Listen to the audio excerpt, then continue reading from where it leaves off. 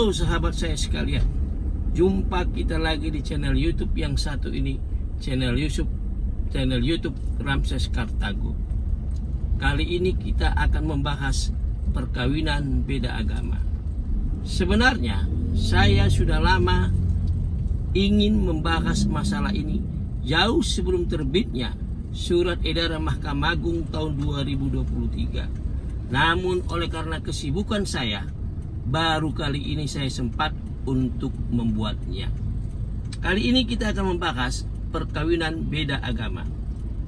Pasca terbitnya Surat Edaran Mahkamah Agung nomor 2 tahun 2023 tanggal 17 Juli 2023 yang ditujukan kepada Ketua Pengadilan Tinggi dan Ketua Pengadilan Negeri, yang pada pokoknya melarang hakim untuk mengabulkan permohonan perkawinan antar umat beragama. Pada saat ini kita akan membahas mengenai perkawinan beda agama. Bagaimana perkawinan beda agama? Apakah diatur dalam undang-undang perkawinan? Mari kita membacanya. Pasal 2 ayat 1 Undang-Undang Perkawinan berbunyi sebagai berikut.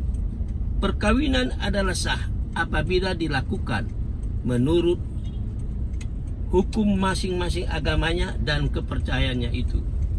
Kemudian pada ayat 2, pada tiap-tiap perkawinan harus dicatatkan menurut undang-undang yang berlaku.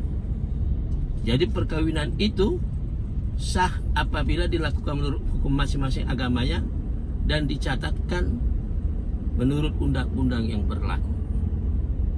Mengenai pencatatan perkawinan untuk yang beragama Islam, itu dilakukan di kantor urusan agama kecamatan. Dan untuk yang beragama non-muslim, maka dilakukan di kantor catatan sipil.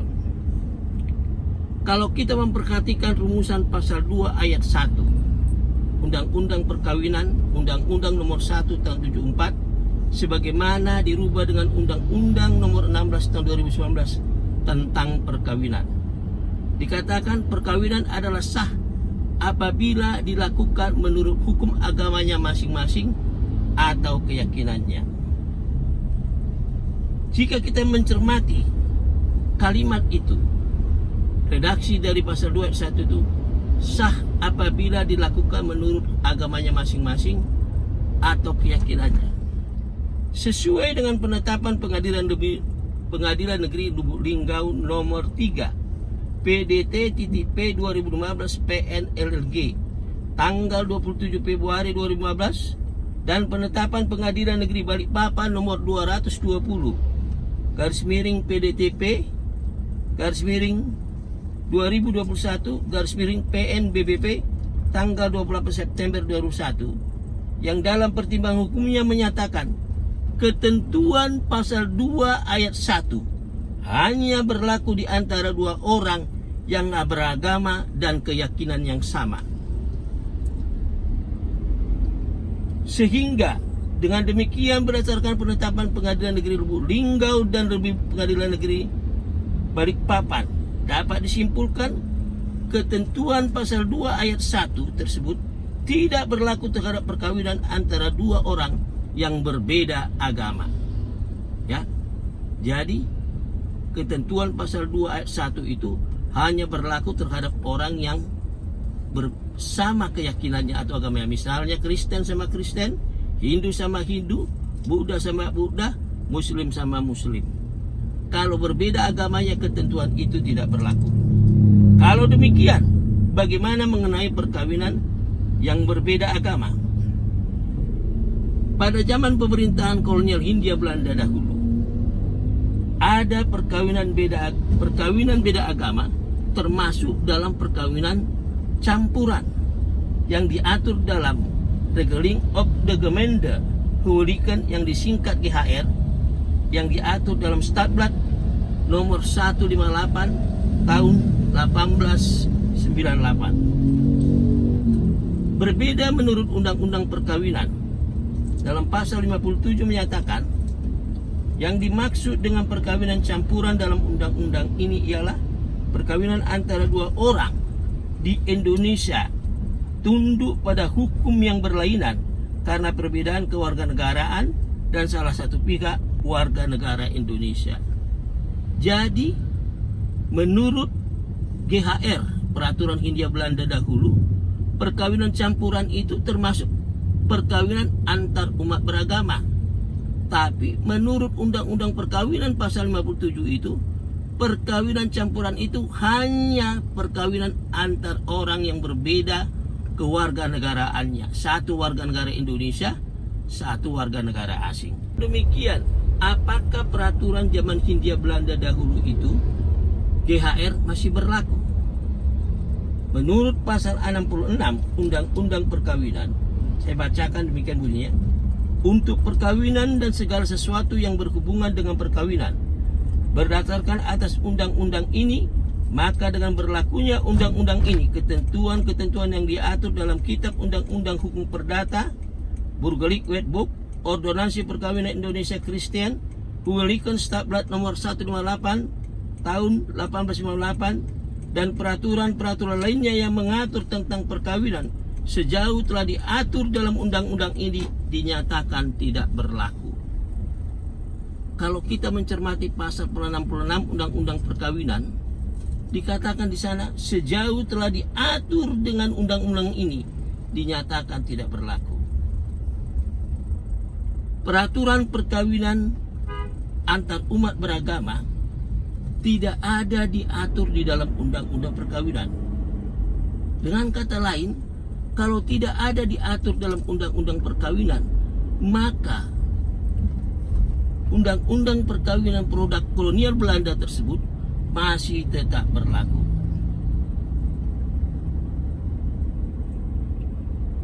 Hal ini sesuai dengan pertimbangan hukum Pengadilan Negeri Surakarta nomor 237 PDTP 2012 PN Surakarta dan penetapan Pengadilan Surakarta nomor 111 PDTP 2007 PN Surakarta tanggal 5 September 2007 dan penetapan Pengadilan Surakarta nomor 79 PDTP PN Surakarta tanggal 30 April 2009 dan penetapan Pengadilan Negeri Surakarta nomor 115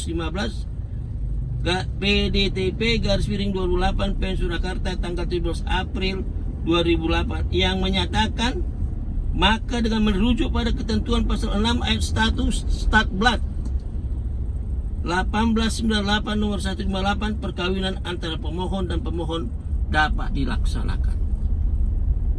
4 penetapan pengadilan tadi masih merujuk kepada GHR produk kolonial Belanda. Dengan demikian produk itu masih berlaku. Selain penetapan Pengadilan Negeri Surakarta tersebut, di atas ada beberapa penetapan pengadilan yang menyatakan Undang-Undang Perkawinan dan peraturan pelaksananya PP nomor 9 tahun 75 tidak mengatur tentang perkawinan beda agama. Antara lain penetapan Pengadilan Lubuk Linggau nomor 3 PDTP PN LLG tanggal 27 Februari 2015, penetapan Pengadilan Negeri Surakarta nomor 367 PDTP 2019 PN Surakarta tanggal 1 Februari 2019, penetapan Pengadilan Balikpapan nomor 220 PDT-P 2021 PN BPP tanggal 20 September 2021, dan penetapan Pengadilan Negeri Gianyar nomor 29 PDT-P 2019 PN GIN tanggal 28 Maret 2019, penetapan Pengadilan Negeri Magelang nomor 4 PDTP 2012 PN Magelang tanggal 7 Februari 2012 yang menyatakan perkawinan beda agama tidak diatur dalam Undang-Undang nomor 1 tahun 74. Dalam GHR Stadblad 1898 nomor 158 diatur mengenai perkawinan campuran dalam arti perkawinan antar umat beragama. Dikatakan di sana perkawinan campuran dilakukan menurut hukum suaminya. Dan pasal 7 GHR menentukan, pasal 7 ayat 2, perbedaan agama tidak menghalangi untuk melakukan perkawinan. Itu dalam produk kolonial Belanda yang masih berlaku berdasarkan pasal 66 Undang-Undang Perkawinan nomor 1 tahun 74. Dalam Undang-Undang Administrasi Kependudukan yang disingkat dengan Admeduk, Undang-Undang nomor 23 tahun 2006, Junto Undang-Undang nomor 24 tahun 2013 tentang perubahan Undang-Undang nomor 23 tahun 2006 membuka ruang terhadap perkawinan beda agama, di mana dalam ketentuan pasal 35 ayat pasal 35 huruf A ditegaskan pencatatan perkawinan sebagaimana dimaksud dalam pasal 34 berlaku bagi A. perkawinan yang ditetapkan oleh pengadilan. Penjelasan pasal tersebut menyatakan yang dimaksud dengan perkawinan yang ditetapkan oleh pengadilan adalah perkawinan antar umat berbeda agama. Pasal 35 Undang-Undang Administrasi Kependudukan dan GHR produk kolonial Belanda memberi dasar hukum bagi pengadilan untuk mengabulkan perkawinan berbeda agama. Menurut kami, hal itu hanya terbatas pada persoalan izin pencatatan perkawinan pada Dinas Kependudukan dan Catatan Sipil, bukan untuk pengesahan perkawinannya yang merupakan kompetensi agama masing-masing. Penetapan pengadilan di sini hanya memberi kepastian hukum terkait izin atau administrasi pencatatan perkawinan saja di catatan sipil. Dalam beberapa penetapan pengadilan yang mengabulkan perkawinan perbedaan agama, terdapat beberapa pertimbangan hukumnya. Alasan yang pertama, alasan sosiologis, di mana dikatakan Indonesia adalah negara yang penduduknya heterogen dan tidak terdapat sekat yang memisahkan atau membatasi pergaulan antar sesama umat beragama. Perkawinan beda agama merupakan suatu yang terjadi di masyarakat dan sudah merupakan kebutuhan sosial yang harus dicari jalan keluarnya menurut hukum agar tidak menimbulkan dampak negatif dalam kehidupan bermasyarakat. Jika tidak dicarikan jalan keluarnya, maka akan banyak terjadi kumpul kebo dan anak yang di luar perkawinan. Alasan yuridisnya mengatakan bahwa undang-undang perkawinan maupun PP nomor 9 tahun 75 tidak mengatur perkawinan beda agama karena adanya kekosongan hukum dalam undang-undang perkawinan dan tidak terdapat larangan perkawinan sebagaimana dimaksud dalam pasal 8 Undang-Undang Perkawinan dan Undang-Undang Admeduk terdapat ketentuan perkawinan beda agama. Yang kemudian pertimbangan juridisnya agar tidak terjadi penyeludupan hukum, yaitu dengan melangsungkan perkawinan beda agama di luar negeri dan kemudian dicatatkan di Indonesia. Sebagaimana kita ketahui bersama, pasal 56 Undang-Undang Perkawinan, jika orang ingin melakukan perkawinan beda agama, pergi ke luar negeri.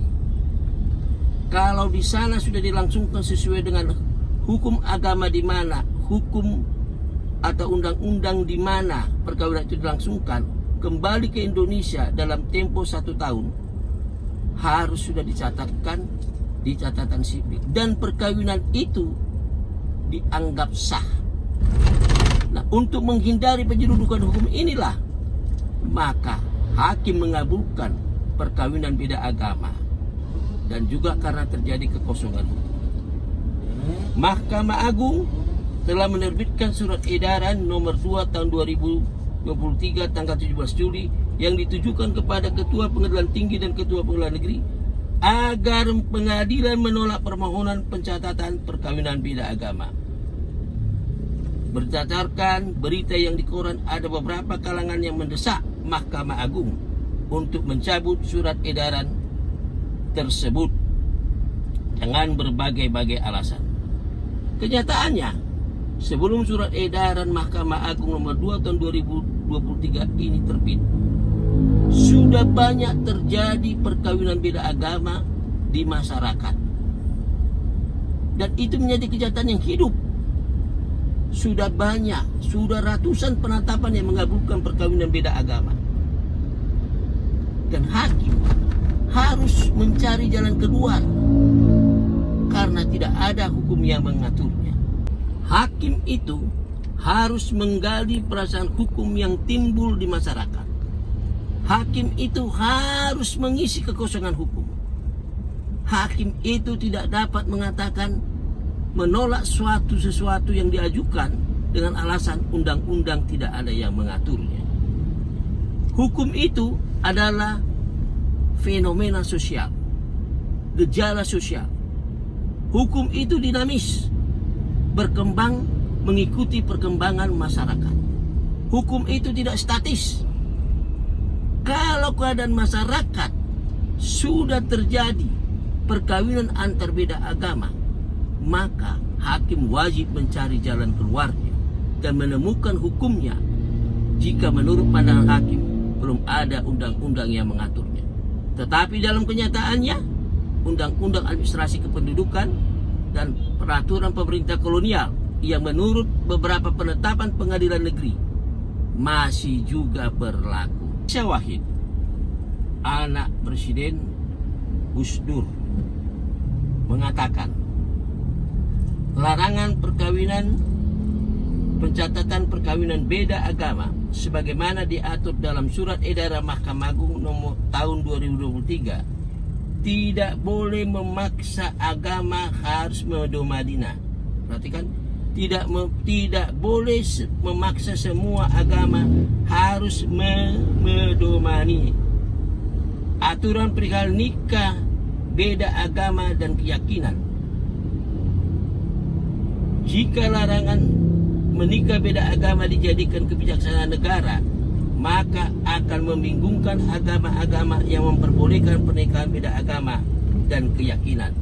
Sumber kompas.com tanggal 27 Juli 2022 jam 9.45. Sebaiknya persoalan sah tidaknya perkawinan beda agama ini diserahkan kepada agama masing-masing. Biarlah agama masing-masing yang menilai apakah persoalan perkawinan beda agama ini sah apa tidak. Karena di Indonesia banyak agama yang diakui, maka pandangannya mungkin berbeda-beda. Tetapi faktanya hakim mengabulkan permohonan itu karena terjadi perbedaan nikah antar umat yang beragama. Kami melihat bahwa surat edaran Mahkamah Agung ini telah membuat hukum itu menjadi statis dan tidak dinamis.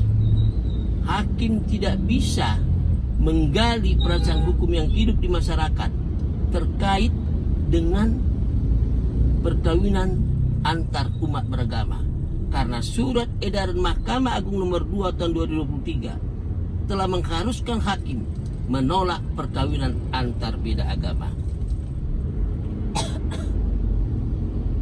Saya pribadi tidak berani mengomentari apakah perkawinan perbedaan antar umat beragama sah atau tidak.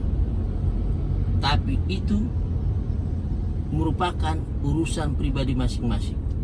Biarlah itu urusan yang bersangkutan kepada Tuhannya.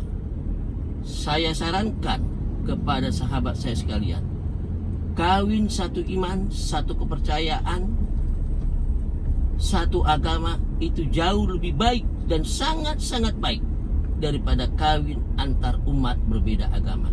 Namun jika kenyataannya itu menjadi satu kenyataan yang hidup, kenyataan hukum yang hidup di masyarakat, mau tidak mau, kita harus menerimanya.